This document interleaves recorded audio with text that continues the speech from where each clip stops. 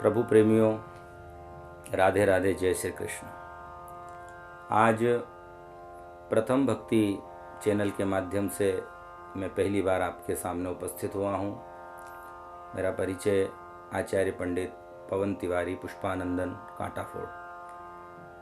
प्रथम भक्ति चैनल जिस तरह से निस्वार्थ भाव से धर्म की ध्वजा को समाज में फहराने का कार्य कर रहा है, उसके लिए इस चैनल के उन्नति के लिए और उज्जवल भविष्य के लिए मैं सर्वप्रथम तो परमात्मा से मंगल कामना करता हूँ। और आप सभी प्रथम भक्ति चैनल के माध्यम से जो ज्ञान अर्जित कर रहे हैं, उन सब के भी मंगल भविष्य की मैं परमात्मा से कामना करता हूँ। जैसा कि आप सब जानते हैं, वर्तमान में पितृपक्ष चल रहा है और हमारे यहाँ ऐसा विधान है कि पितृपक्ष में हमारे पितरदेव जहाँ भी होते हैं वे उस लोक से इस पृथ्वी लोक पर आते हैं और अपने वंशजों के द्वारा, अपने परिजनों के द्वारा उनके लिए जो भी किया जाता है उसे वे ग्रहण करके तृप्त होते हैं और हमें आशीर्वाद प्रदान करके पुनः वे अपने दिव्य लोक की यात्रा करते हैं। मैं आपको सारी बात सरल और सहज शब्दों में बताने का प्रयास करूँगा। जैसे आज समाज में सबसे बड़ी एक भ्रांति है गया श्राद्ध। एक बहुत बड़ा भूचाल सा आया हुआ है।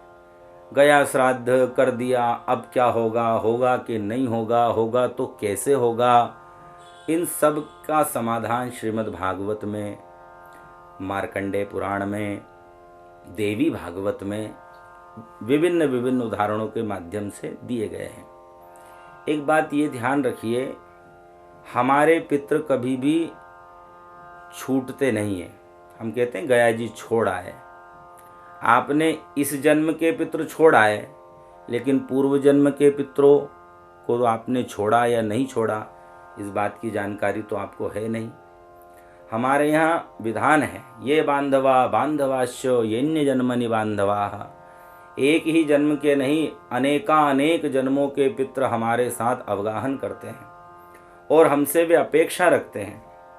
तो सबसे पहली बात, चाहे आप कहीं भी श्राद्ध कराएं, आपको एक बात बताता हूँ, आपने केवल गया जी में, जो बिहार में है, वहाँ श्राद्ध पिंडदान किया होगा, लेकिन हमारे यहाँ एक गया नहीं, हमारे यहाँ 3 गया है। आपको सुन के अटपटा लगेगा, 3 गया जी कौन सी? तो हमारे यहाँ है एक पाद गया, जहाँ भगवान के पैर हैं, वो पाद गया बिहार में है। द्वितीय गया हमारे यहाँ नैमिषारण्य को कहा गया है, नैमिषारण्य नाभि गया है।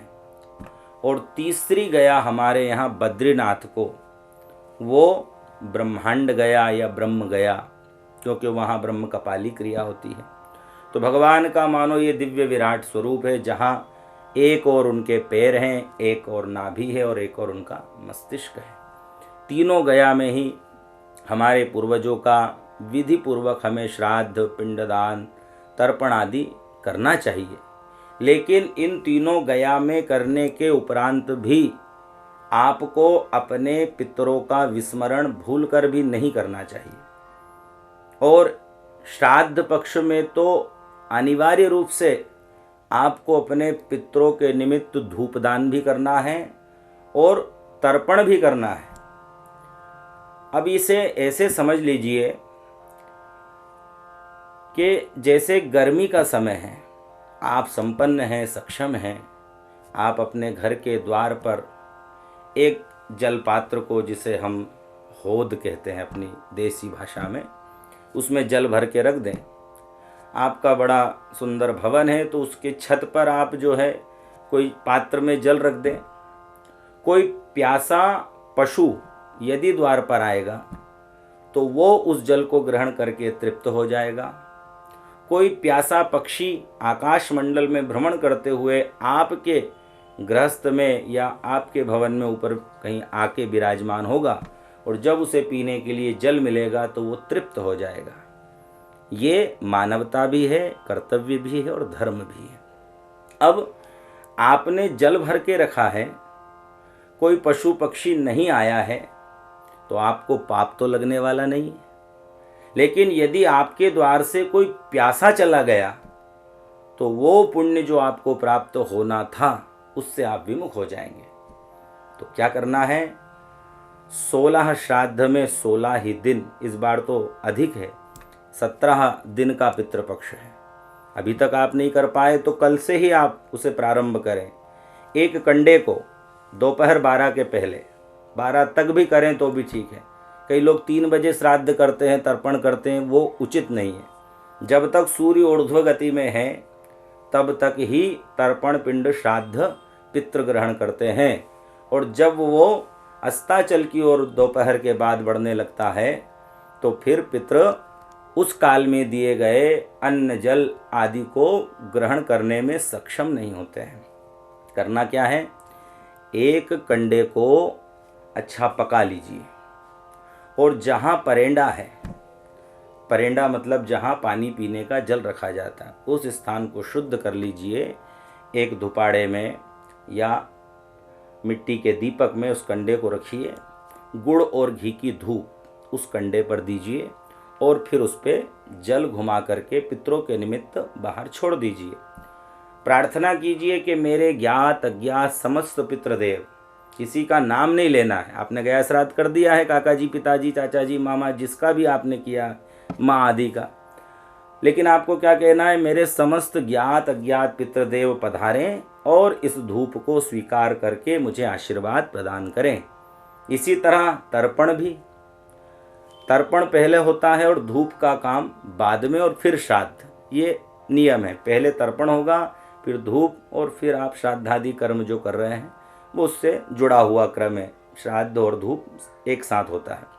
तो आप तर्पण कर रहे हैं और मान लो आपने अपने पूर्वजनों को छोड़ दिया है, तो जो छूट गए हैं वे पितृ चाहे ना आए, पर कोई ज्ञात अज्ञात पितृ जो नहीं छूटा है, जैसे कि भागवत में वर्णन आया है, स्वयं प्रेत कह रहा है, गया श्राद्धम शते नापि मुक्तिर्मे न भविष्यति। यदि आप धर्म जगत से जुड़े हैं तो श्रीमद् भागवत में आपने वक्ताओं के माध्यम से सुना होगा, स्वयं प्रेत रूप में आया हुआ धुंधुकारी कहता है, हे गोकर्ण जी महाराज, एक बार नहीं 100 बार भी मुझ पापी के लिए यदि गया श्राद्ध आप करोगे तो मुक्तिर्मे न भविष्यति, मेरी मुक्ति नहीं होगी। तो ये प्रमाण हो गया है कि अनिवार्य नहीं है कि गया श्राद्ध करने के बाद पितर मुक्त हो जाए। गया श्राद्ध करने के बाद बहुत अधिक जो पुण्यात्मा हैं उनकी सद्गति हो सकती है, पर बहुत सारे पितर ऐसे हैं जिनकी सद्गति नहीं हो पाती। वे नाना योनियों में, कई प्रकार की हमारे यहाँ योनियाँ हैं, देवा सुरा तथा यक्षा नागा गंधर्व राक्षसा पिशाचा गुह्यका सिद्धा कुष्मांडस्तरवा खगा जलेचरा भूनिलिया वायव्या धाराश्च जंतवा। और तर्पण क्या कहता है? तृप्ति में ते प्रयंत्वाशु मद्दत्ते नाम बुना खिलाहा। इतनी योनियों में इस जन्म के पूर्व जन्म के कोई भी पितृ होते हैं, तो जब आप तर्पण करते हैं, धूप दान करते हैं, तो वे सारे पितर तृप्त होकर आपको आशीर्वाद देते हैं। और पितरों के आशीर्वाद से ही कुल और वंश की वृद्धि होती है। पितरों के आशीर्वाद से ही आरोग्यता आती है। पितरों के आशीर्वाद से ही गृहस्थ में, व्यापार में, व्यवसाय में बरकत होती है, समृद्धि होती है। पितरों की कृपा से ही हमारी संतानें पढ़ लिख करके योग्य और संस्कारी बनती है। कई बार आपने देखा होगा, भौतिक शिक्षा को बच्चों ने ग्रहण तो कर लिया, लेकिन वे पढ़ लिख कर जब योग्य हो गए तो माता पिता को कहाँ छोड़ दिया? वृद्धाश्रम में। अब ऐसा क्यों हुआ? आपने अपने धन से, धन के प्रभाव से उच्च शिक्षा तो दे दी, लेकिन संस्कार नहीं दे पाए। आप उनकी ओर इतने ज़्यादा आकर्षित हो गए कि आप अपने पूर्वजों का ध्यान ही नहीं रख पाए। परिणाम में उन संततियों ने आपको भी कष्ट देना प्रारंभ कर दिया। तो मेरा निवेदन है कि इस पितृपक्ष में आप श्रद्धावनत होकर नियमित तर्पण करें।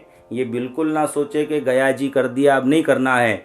गया जी कर दिया तो भी करना है और गया जी नहीं किया तो भी करना है। जैसे मैंने उदाहरण दिया, पानी रख दो, कोई प्यासा पितृ होगा तो आकर के तृप्त हो जाएगा और नहीं आया तो आपको दोष नहीं लगेगा। इस प्रकार प्रथम भक्ति चैनल के माध्यम से आपको समय समय पर कई प्रकार की जानकारियाँ जो समाज को नहीं पता है वो हम देने का प्रयास करेंगे।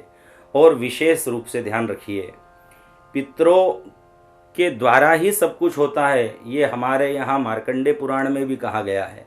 इसलिए आप नियमित रूप से भी 16 श्राद्ध के अलावा चतुर्दशी यानी अमावस्या के पहले वाली जो 14 है वो और अमावस्या, इन 2 तिथियों में पितरों के निमित्त धूप दान करें।